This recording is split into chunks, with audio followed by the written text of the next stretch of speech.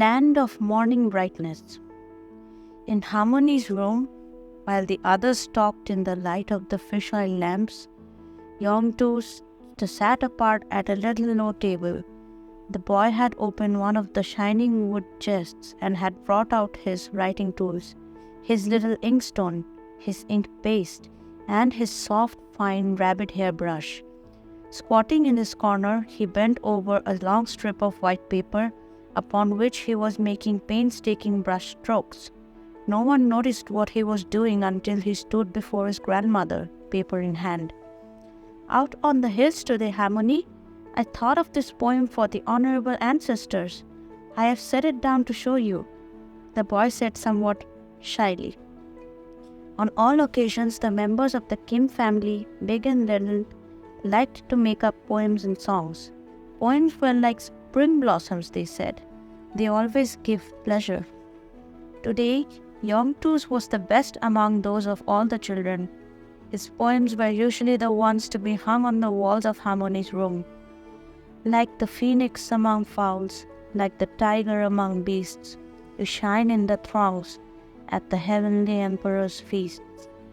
"Well done, my young Baksa," Harmony cried when the boy had read his little poem aloud for the family. "Your arrows hit the mark as neatly as those of Chumong, the skillful archer, whom men used to call Light of the East." "Isn't it time for that story now, Harmony?" Okesha begged, looking up into the kind twinkling eyes of her old grandmother. Often on days like this, when the ancestors were especially honored, the old woman liked to tell of the beginnings of the land and of the very first ancestors of the Korean people. Among them, she always said, were persons named Kim, for their family, as everyone knew, was one of the oldest and most honorable in all the land. "Yea, the master of this house is departing. I will tell you the story. I shall speak first of Tankun, the lord of the sandalwood tree. He came even earlier than did Shumong, the skillful archer. It was in the very beginning when our country first rose out of the sea. With its 10,000 mountain peaks on its back, our land mounted the waves like a great dragon. Marvels took place in those times, my children. Tan Kan was the son of a spirit from heaven and the beautiful bear woman. His father, they say, was Hanwon, the very son of Hananim, the lord of heaven and earth. When Hanwon came down to the earth, he brought with him thousands of his spirit friends. Among them were the lords of winds, the ruler of rain, the driver of clouds. He set up his court under a great sandalwood tree, but all in it remained spirits. They did not take on human forms like those of the wild people who then roamed over the land. One day, a she-bear and a tiger met on the side of the ever-white mountains, whose peaks hold back the clouds of the northern sky. As they talked, each beast declared that his greatest wish was to become a human being and walk upright on two legs. Suddenly a voice came out of the clouds saying, "You have only to eat 21 cloves of garlic and hide yourselves away from the sun for 3 times 7 days. Then you will have your wish." The tiger and the she-bear ate the garlic and crept in out of the sunshine, far inside a dark cave. Now the tiger is a restless creature, my little ones, and the time seemed very long. At the end of 11 days, he could stand the waiting no longer. He rushed out into the sunlight. Thus that tiger, still having the form of a beast, went off to his hunting again on all 4 feet. The she-bear was more patient.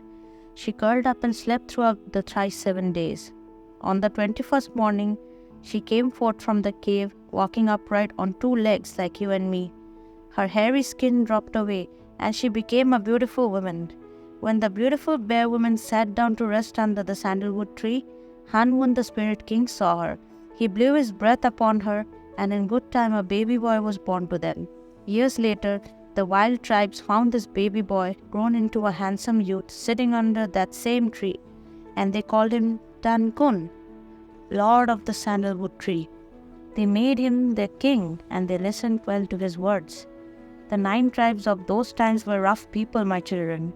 In summer they lived under trees like the spirits. In winter they took shelter in caves dug on the ground. They had not yet learned how to bind up their hair, to weave themselves clothing, nor to shut their wives away from the eyes of strange men. They knew nothing of growing good rice, nor of making savory kimchi.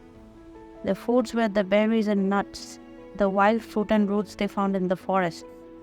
Harmony paused a little to take a drink of the sweet honey water she liked so much. Then she continued her story. Tankun taught these wild people to cut down the trees and to open the earth to grow again.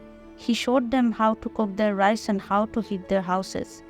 Under this guidance, they wove cloth out of grass fibers. They learned to comb their hair neatly into braids for the boys and girls, into top knots for the married men, and into smooth coils for their wives. Good ways of living thus came into this dragon-backed land. Tankun ruled it wisely for more than 1,000 years, so my father told me. Our people had already begun to grow great when a second wise ruler came. This was the Emperor Qija from across the dark green river from China beyond the ever-white mountains. What became of Tankun, Harmony? Yongtu asked. Tankun was no longer needed then, blessed boy, his grandmother replied. He became a spirit again and he flew back up to heaven. But men say that an altar he built to honor his grandfather, Hananim, still stands on the faraway hills to the north. Yongtu knew all about Qija, who is often called the father of Korea. It was written in the boy's own history book that more than 3,000 years ago, Qija was an important official in China. He was unhappy under the wicked rule of the Chinese emperor, who then sat on the dragon throne there. So he set forth to found a kingdom where people might live more safely and in peace. 5,000 good Chinese accompanied Qija, Harmony told her listeners. Among them were doctors to heal the sick and scholars to teach the ignorant people. There were mechanics and carpenters to show how cities could be built, and fortune tellers and magicians who knew how to keep away evil spirits. Books, paintings, and musical instruments were brought with them. Also the special worms that spin silk. Qija gave his new subjects the 5 laws that taught them their duties to themselves and their fellows. Those were golden days, Harmony declared, shaking her head so that the silver and coral pin of the coil of black hair on her neck gleamed in the lamplight. Travelers were safe from robbers on the roads. Gates could safely be kept open after nightfall. Everyone was polite and kind to his neighbor. It must have been good to live in those times. Qija's tomb could still be pointed out, not far from the Peony Mountain near Pyongyang, the capital city that was built by Tankun. The pillar of rock to which people declared his first boat was moved, and Qija's well still stood, but they too were outside the city gates. Pyongyang was built in the shape of a boat, so it was said. Now everyone knows a boat will sink if a hole is bored in its bottom. That is why it was forbidden in those early times to dig wells inside this boat city. That is why the people there had to carry all their water such a long way. But what about the Shumang, the skillful archer, Harmony? Okesha asked. The little girl liked his story best, and as grandmother told it, Shumang's family name also had been Kim. He, Shumang, like Qija, crossed the dark green river beneath the ever-white mountains. He too brought good ways to our land. From him came its ancient name, so my grandfather always declared. It all happened like this.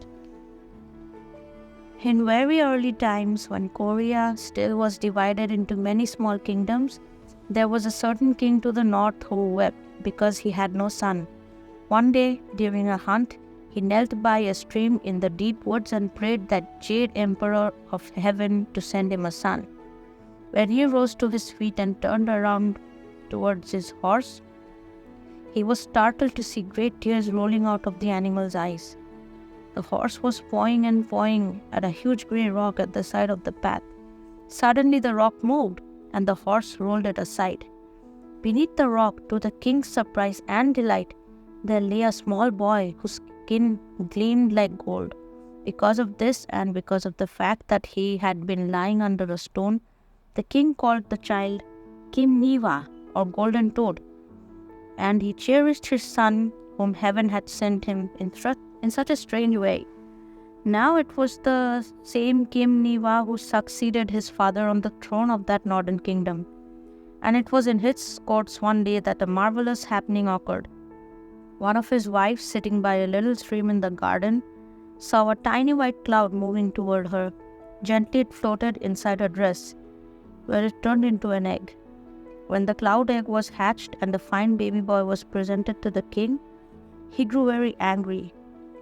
"This child is surely the son of a demon," he cried. "Throw it among the pigs." But the fierce boars did not harm the child.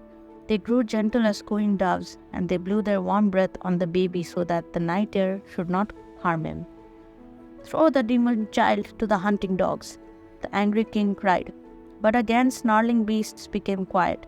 The dogs licked the face and hands of the tiny boy and warmed him under their breath.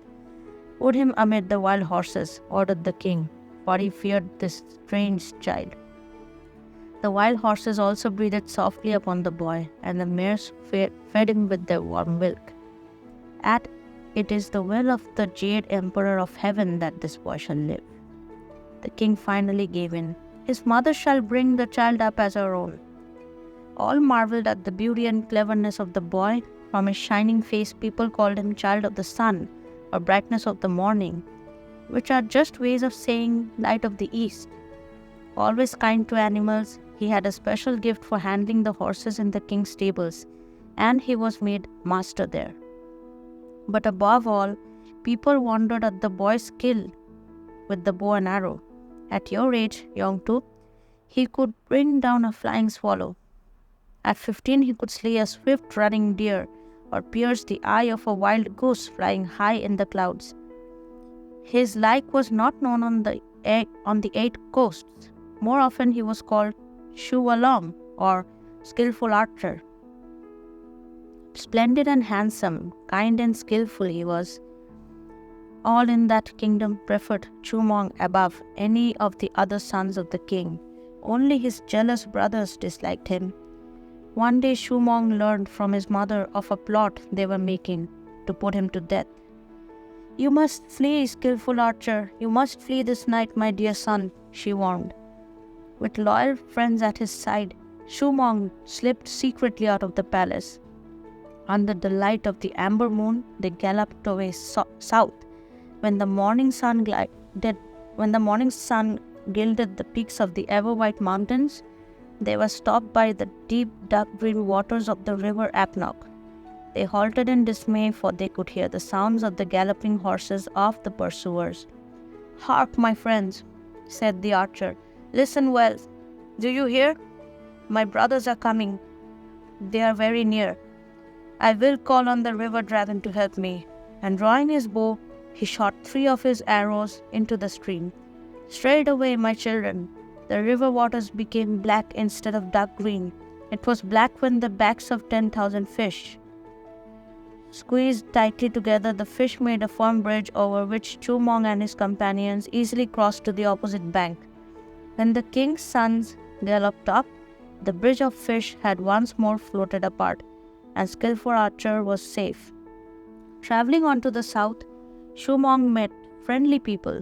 3 attached themselves to him to act as his guides. One wore the garments of the fishermen of this new land. A second was dressed like its farmers or workers with tools. A third was clad in the embroidered robes of the officials. All welcomed Shumong and made him their king. Many fleet horsemen and many skillful archers were trained in the kingdom of this Chumong. Some say it was he who invented the topknot and who taught our people to eat politely with bowls, spoons, and chopsticks. In his kingdom, all lived in kindness and peace, and its ruler's fame spread abroad. Many years later, to honor Shumong, so the tale says, men gave his name, Light of the East, to the whole country. They called it Chosun, which is to say, Land of Morning Brightness.